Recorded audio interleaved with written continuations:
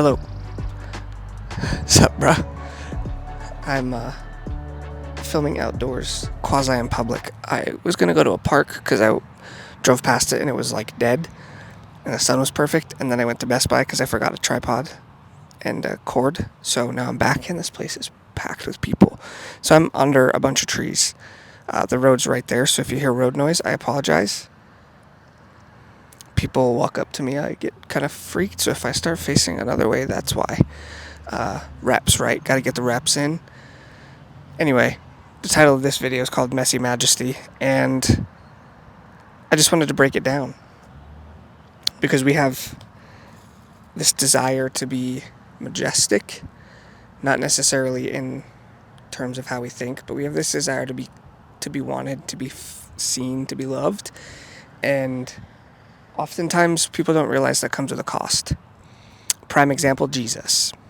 He is the definition of majestic. He is majesty encompassed in all of him and who he is.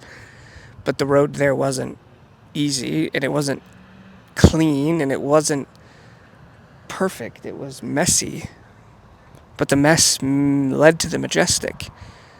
The mess was a cross. The mess was torture. The mess was blood. The mess was tears. It was sweating blood. It was a crown of thorns. It was a tomb. The majesty came after the tomb, 3 days after, to be exact.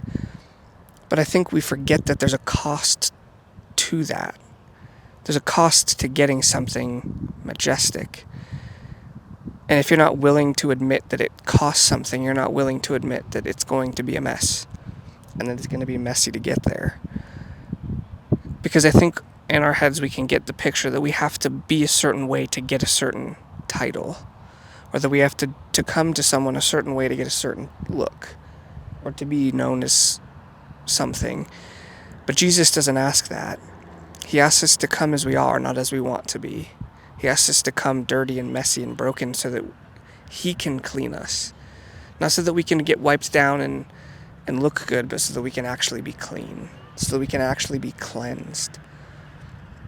And that part there, coming messy to get clean, it's a process.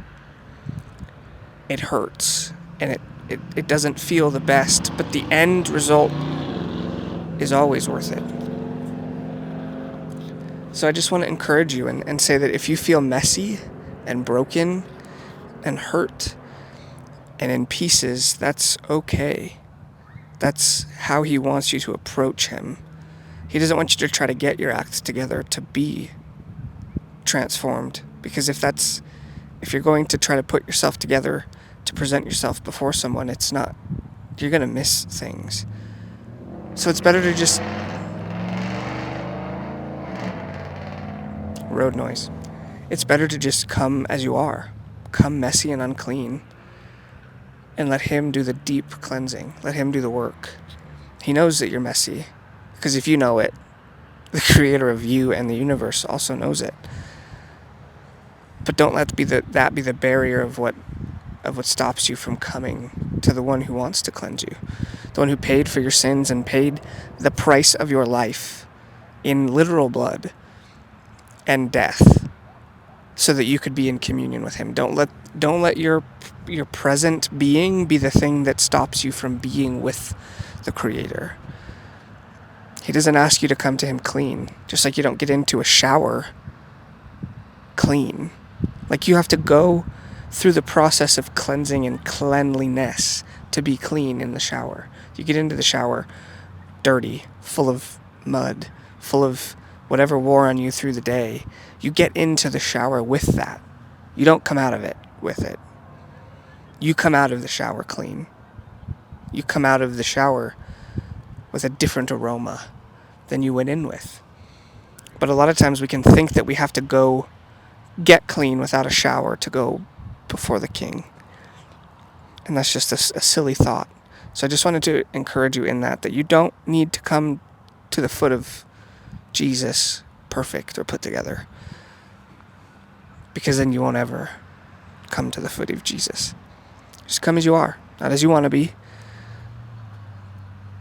Come with guilt. Come with shame, condemnation.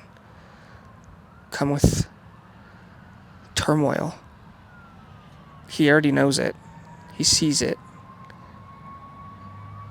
Trust him with it. I think that's going to wrap up this video. 5 minutes. That's better than most. Anyway, bye.